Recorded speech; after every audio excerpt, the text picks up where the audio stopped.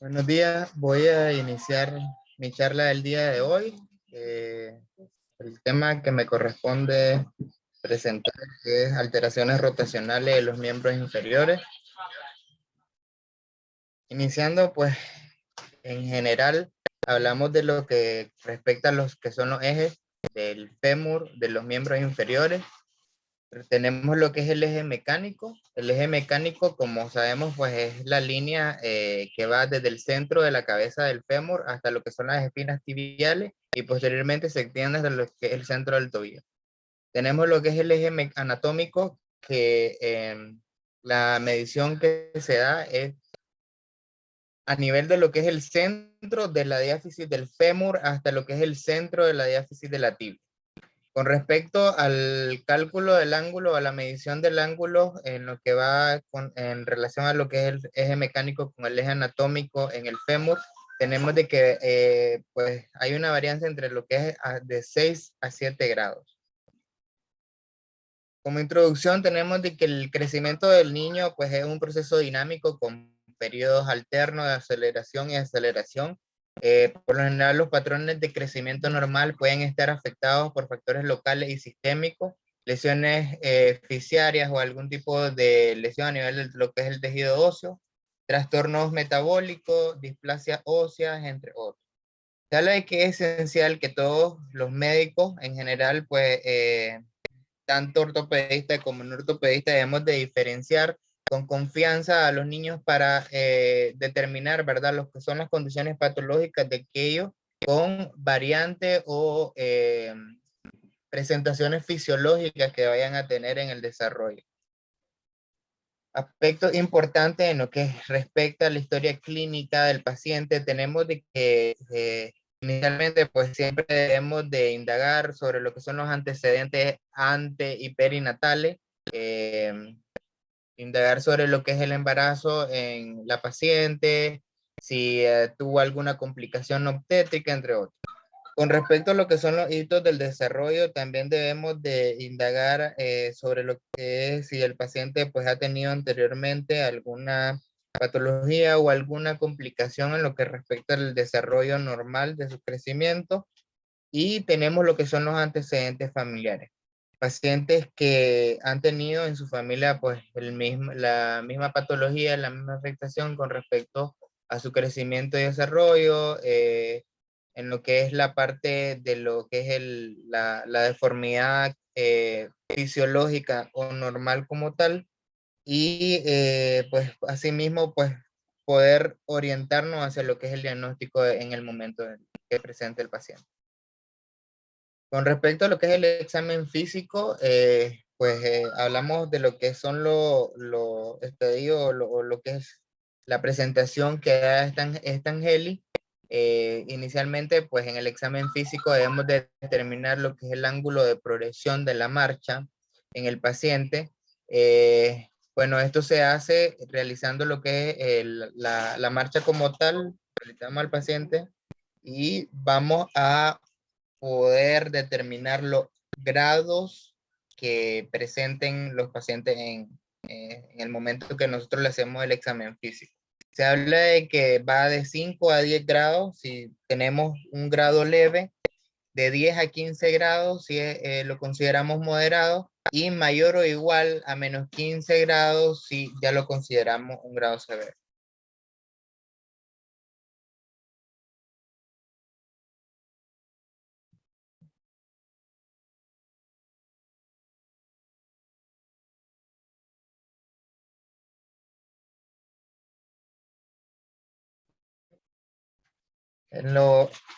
Continuando, con respecto ya a lo que son el examen físico.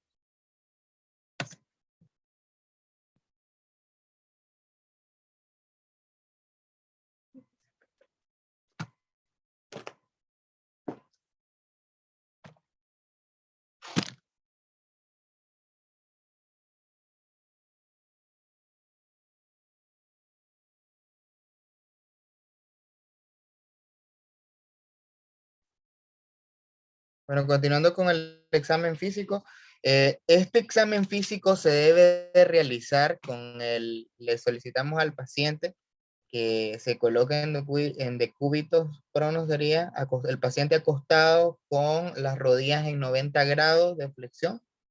Asimismo, pues podemos determinar lo que son el grado de torsión o de versión que presenta el paciente. Le solicitamos, pues, nosotros mismos como examinador, pues podemos determinar según el grado que vaya a tener de rotación externa o rotación interna.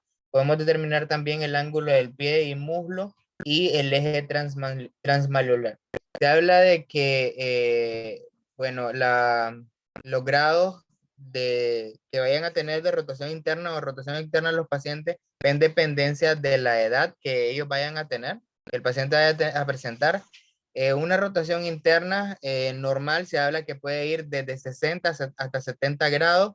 El ángulo del pie, el muslo, pues varía. Se habla de que en los bebés puede ir de -30 hasta más 20 grados. Y el eje transmalleolar que puede ir de un rango de 0 hasta -10 grados. Esto es una imagen que describe pues lo que es la relación entre el ángulo de anteversión del cuello del fémur y la rotación interna de la cadera.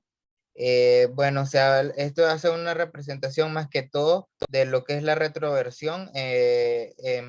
Lo que es el eje del cuello se habla de que es casi paralelo al plano horizontal y la rotación interna es mínima. En la segunda imagen podemos observar que la anteversión femoral fisiológica, el cuello femoral está inclinado 15 grados hacia adelante y esto pues permite lo que es una mayor rotación interna de la cadera que lleva pues a lo que es la punta del pie hacia una posición meramente media. En la cadera, en la antetorsión, el cuello femoral está inclinado respecto a lo que es el plano horizontal, por lo que la rotación interna viene a ser mayor, lo que es el pie apuntando hacia lo que es la parte media. Con respecto al fémur y hablando de lo que son la clasificación de esta Henley, se habla pues que con respecto a lo que es la edad, van a variar pues los grados de rotación interna, tanto en niños como en niñas. Pues como dije, como mencioné, puede ir desde 60 hasta 70 grados. Y hablamos de la rotación externa de las caderas, que se habla de, pues obviamente, que va a variar según la edad y puede ser hasta más 30 grados. Lo que es la deversión femoral la podemos clasificar en leve, moderada y grave. Tenemos una anteversión femoral leve si la rotación interna femoral está entre 70 y 80 grados. Si es moderada, si la rotación interna femoral está entre 80 y 90 grados. Y es grave cuando es mayor de 90 grados. Se habla de que la anteversión femoral, pues solo, por lo general la podemos observar en la primera infancia y ya pues viene a ser o a presentarse de una forma grave entre los 4 y los 7 años. Se cree que pues este tipo de anteversión por lo general es familiar y la presentación en la mayor parte del tiempo en los pacientes pues se presenta de manera bilateral. Las niñas, el sexo femenino es el que se encuentra comúnmente más afectado. El paciente al estar de pie o caminar, nosotros al examen físico podemos observar de que la rótula o las patelas se encuentran apuntando hacia adentro. Y observamos también que estos niños por lo general se sientan en la típica posición de W. El paciente, pues también al examen físico podemos observar que al estar de pie o caminar, como he mencionado, las rótulas siempre van hacia adentro. Y pues como he mencionado, esta es la típica posición que ellos adoptan por el grado de versión que presentan. Se ha demostrado en varios estudios que lo que son la órtesis y la modificación del calzado, esto no tiene ningún efecto beneficioso y deben desaconsejarse en todo momento al familiar de no utilizarlo. O sea, debe aconsejarse activamente en todos los seguimientos o las evaluaciones posteriores que se le realizan al niño, de no utilizar ningún tipo de calzado ortopédico, nada de los twisters ni nada de algún otro tipo de órtesis, porque eso no tiene ninguna relevancia o ningún resultado significativo en el paciente. Con respecto a la tibia, pues hablamos de lo que es la torsión tibial. Esto va en dependencia también de la edad del paciente y asimismo pues vamos a ir determinando el grado de torsión que vaya presentando. Se habla de que pues la torsión tibial es la causa más común de la marcha en punta de pie del paciente. Generalmente pues observamos que esto se viene presentando en las edades entre 2 a 4 años. Por lo general también puede ser bilateral, aunque los pacientes refieren en la consulta a veces de que solamente pues, puede presentar un miembro afectado, que solo es un lado que se encuentra afectado. La queja pues de principal del paciente o de los familiares es que refieren de que presentan frecuentes caídas y torpeza al caminar. Al examen físico pues implica una evaluación de lo que es el ángulo del muslo-pie y el eje transmalleolar. Otra presentación encontramos de lo que es el metatarso aducto. Esta condición pues se refiere más que todo a lo que es la desviación medial del antepié en relación con el retropié normal.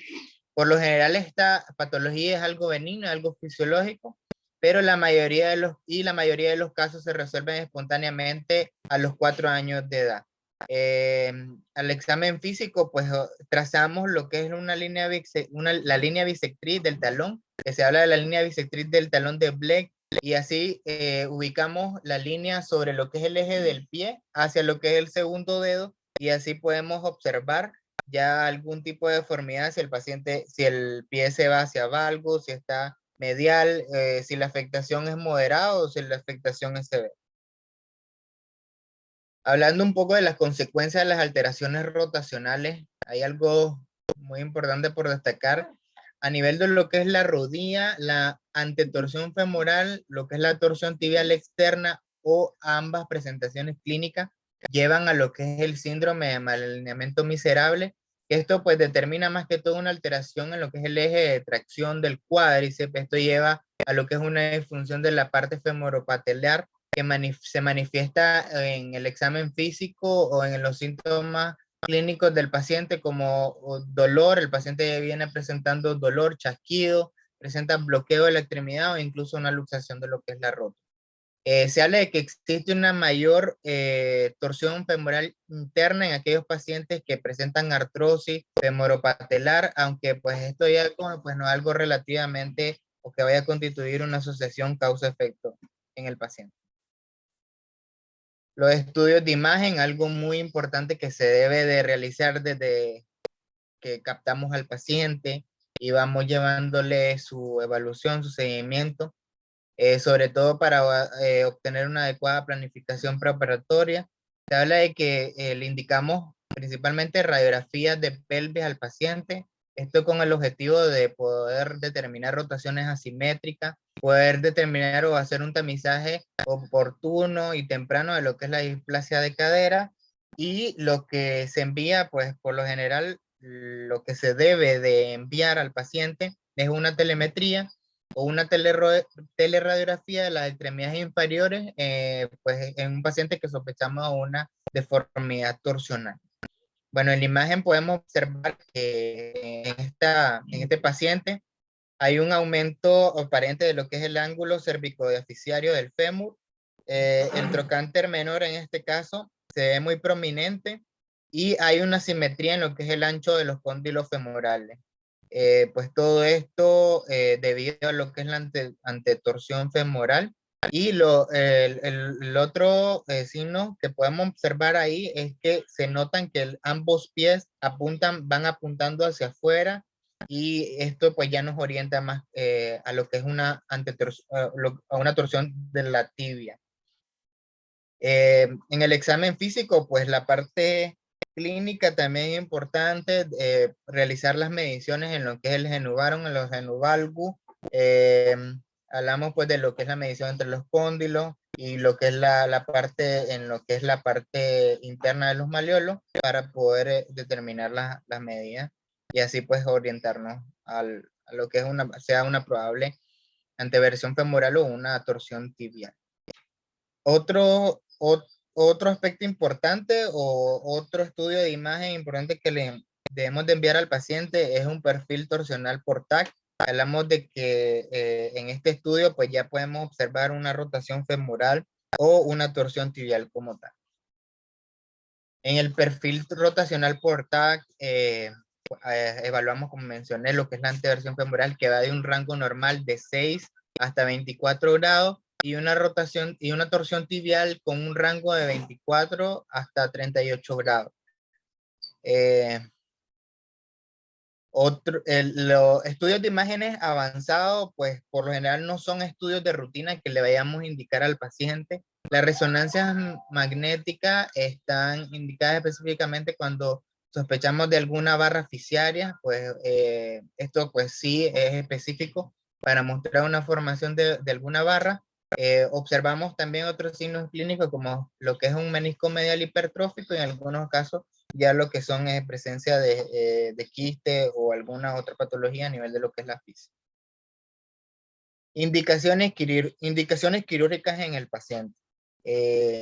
En lo que respecta a este tema, pues hablando nada más de la parte fisiológica, la parte normal, que es lo que quería abordar en sí, algo breve, el paciente pues lo vamos evaluando desde su infancia hasta lo que es el desarrollo, hasta los 8 a 10 años, llevarle un seguimiento oportuno al paciente y asimismo poder determinar si ya viene apareciendo lo que es algún aspecto patológico y poder realizar una adecuada planificación preoperatoria en el paciente. Y de igual manera, pues poder realizar una cirugía oportuna, ¿no? Que es el objetivo de hacer todo este examen físico, de enviar todos estos estudios de imagen.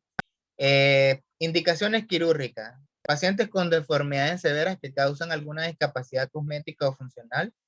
Cuando tenemos una anteversión media o medida, cuando medimos los ángulos, que sea mayor a 50 grados, una rotación interna medida mayor a 85 grados y una rotación externa menor a 10 grados.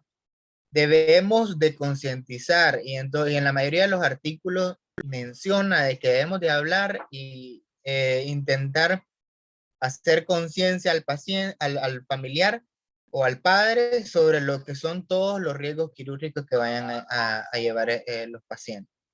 En pacientes ya cuando tenemos una edad entre 8 a 10 años, como mencioné, observamos de que no hay ninguna mejoría con respecto a lo que es la parte de la antetorsión femoral o la torsión tibial.